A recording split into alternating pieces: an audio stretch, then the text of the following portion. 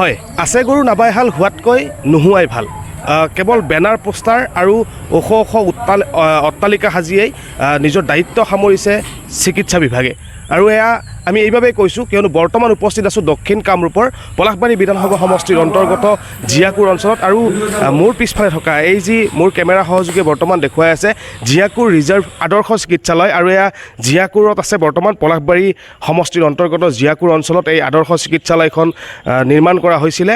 আৰু ৰাইজৰ বিশেষ অনুৰোধ আৰু বিশেষ দাবীৰ প্ৰতি সন্মান জনাই আচলতে এই জিয়াকুৰ অঞ্চলত জিয়াকুৰ ৰিজাৰ্ভ আদৰ্শ চিকিৎসালয়খন নিৰ্মাণ কৰা হৈছিলে।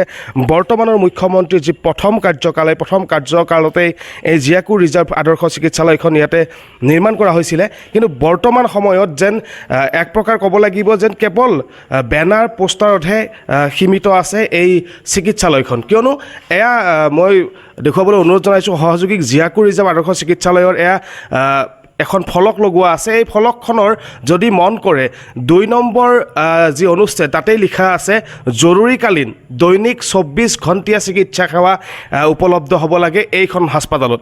কিন্তু বৰ্তমান সময়ত আমি দেখুৱাইছোঁ আমাৰ ঘড়ীত বৰ্তমান ৬ বাজিছে, আৰু এই ৬ বজাতেই কিন্তু এই চিকিৎসালয়খনত দেখা পোৱা গৈছে যি মূল প্ৰৱেশদ্বাৰ, এই মূল প্ৰৱেশদ্বাৰতে এটা প্ৰকাণ্ড তলা ওলমি থকা পৰিলক্ষিত হৈছে। কিয়নো সেই সময়ত আচলতে এই যি জিয়াকুৰ ৰিজাৰ্ভ আদৰ্শ চিকিৎসালয়খন এইখন ২০২৩ চনত সেই সময়ৰ যিগৰাকী স্বাস্থ্যমন্ত্ৰী আছিলে কেশৱ মহন্ত আৰু পলাশবাৰী সমষ্টিৰ বিধায়ক হেমাংগ ঠাকুৰীয়াৰ উপস্থিতিত কেশৱ মহন্তই এই জিয়াকুৰ ৰিজাৰ্ভ আদৰ্শ চিকিৎসালয়খন আনুষ্ঠানিকভাৱে শুভাৰম্ভ কৰিছিলে।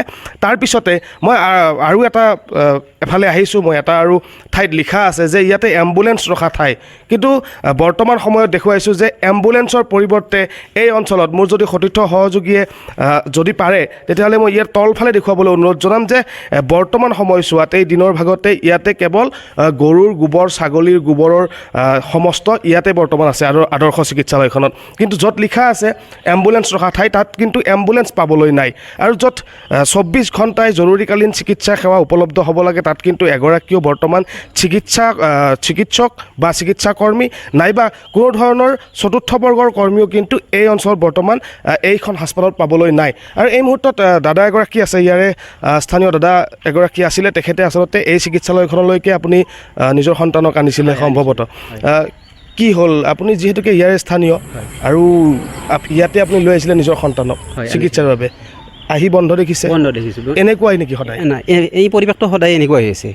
হয়, মানে প্ৰায় এনে ২টা-২.৫ বজাত ইয়াত তালা লগোৱাই প্ৰায় 10টা 10:30 খোলে, সেইখিনিয়ে, বাকী একো নাই। এতিয়া প্ৰথম অৱস্থাত আছিলে? প্ৰথম অৱস্থা ভাল আছিলে। প্ৰথম ৰাতি মানে তেখেতসকলে ইয়াত ৰাতিও খোলা আছিলে আমাৰ এই ডাক্তৰখানাখন।